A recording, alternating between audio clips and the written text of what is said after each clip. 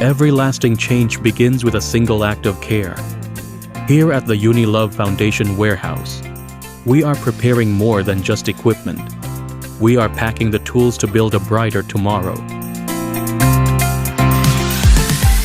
Today, our journey takes us to the Department of Labor and Employment, Rizal Provincial Office.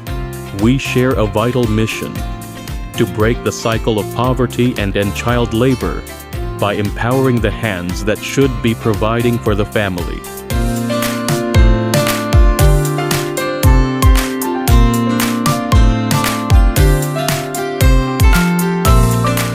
In proud partnership with DOLE Rizal, Yunnielove Foundation is turning over 10 complete welding packages.